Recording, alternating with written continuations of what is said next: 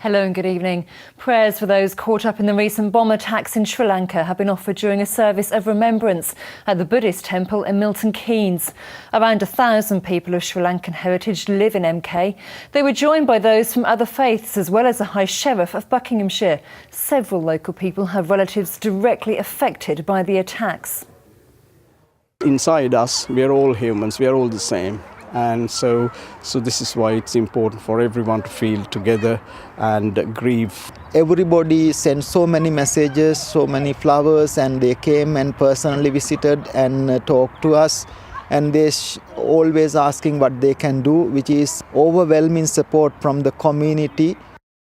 In other news, Our Mindfulness Meditation Centre in Willen in MK have organised today a Sri Lanka Remembrance Day, a multi-faith event to be held by the Peace Pagoda near to Willen Lake. And one of the organisers is Dr. Ajit De Silva, who I hope is joining me now. Hello. Oh, good morning. Doctor, good morning to you. So what's going to happen between 1 o'clock and 2 o'clock by the Peace Pagoda today? Yes, we're holding a Sri Lanka Remembrance Day event, and it's, as you've mentioned, it's a multi-faith event. We've got representatives from the Christian tradition, the Buddhist tradition, the Muslim and the Hindu traditions, and we've got lots of distinguished guests joining us, and we will, of course, reflect, have an opportunity to reflect and offer our prayers to everyone who's affected in Sri Lanka. Yeah, so it will be quite a sombre occasion, won't it? It certainly will be. What did you make of what happened last Sunday? The bombing of, innocent people of many different faiths or of none, I imagine, but particularly tourists in the hotels and then Christians in the churches. It's not something that has happened before, I don't think, in Sri Lanka, or it's not common. You're absolutely right. It was such a shock and total disbelief.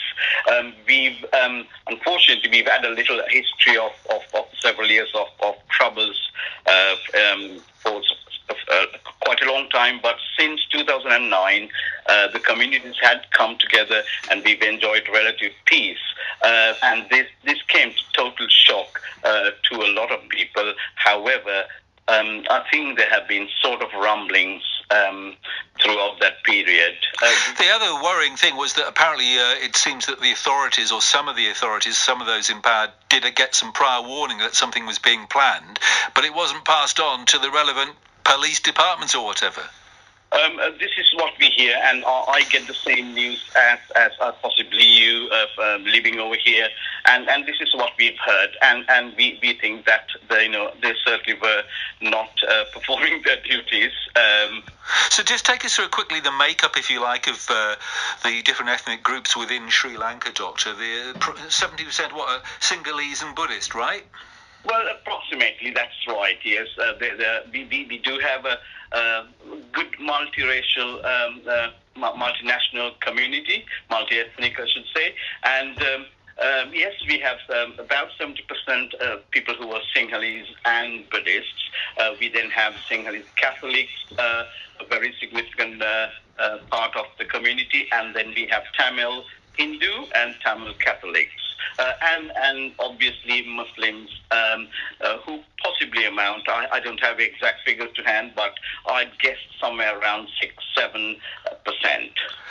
And generally there's a lot of tolerance to other faiths, are there? We had one speaker suggesting that there are now Buddhist extremists and they're wanting to make the whole country Buddhist. But Mary from Hemel Hempstead texted us to say that he's from Sri Lanka and a Christian, and it's wrong to say that if you're Sri Lankan you have to be a Buddhist. Absolutely wrong. Absolutely wrong. I think there are.